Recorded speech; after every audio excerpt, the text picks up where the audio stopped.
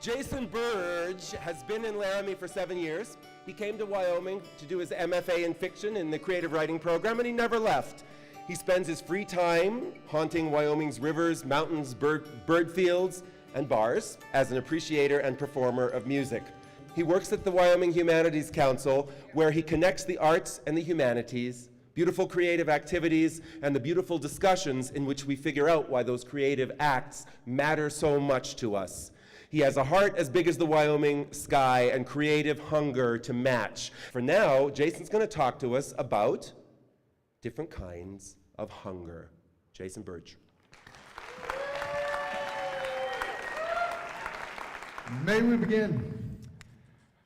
All right, I often joke that when people ask me what we do at the Humanities Council, the one thing that we don't do is hold canned food drives.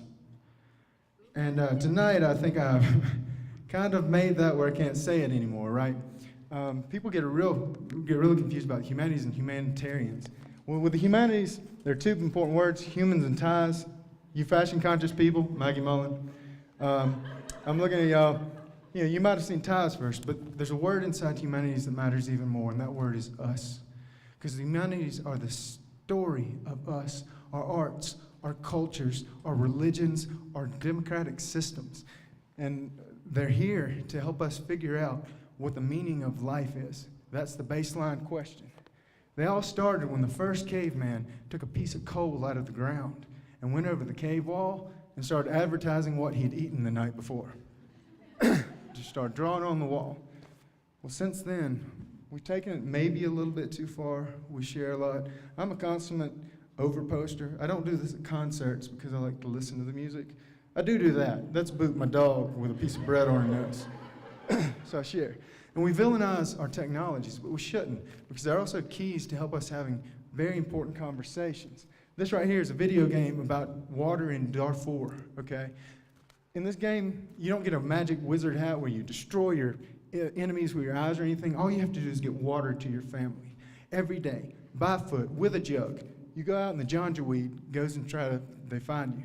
And it gives you warnings what they'll do to you. And it's here to remind us that this is a real existence for people not in the first world. Every day, every single day, they have to live with this. With the Digital Humanities Project, it's an invitation. It's a quite clever invitation for us to get emotionally connected with those characters in that game, and then start having conversations, start reading books, start looking at the history, the wars, the scarcity of resources that leads to the events that we find horrific. All right, there's been this big thing for the last 3 years that the humanities are dead. It's a bunch of old white guys writing books. If you've seen the vultures floating above Hoyt Hall, and our legislators and business leaders and stuff, they say liberal arts and the humanities, they don't mean anything. They don't make us any money, okay? They say you can go get that on your own. You can privatize it. We can do whatever. When we do privatize it, every time I'm at my brother's at Christmas, this is what I see on the History Channel. Are angels really aliens? Okay, so we know that once we start putting money to something, things get a little wonky. All right, but the humanities are supposed to do this. They're supposed to take these things and defeat them with this.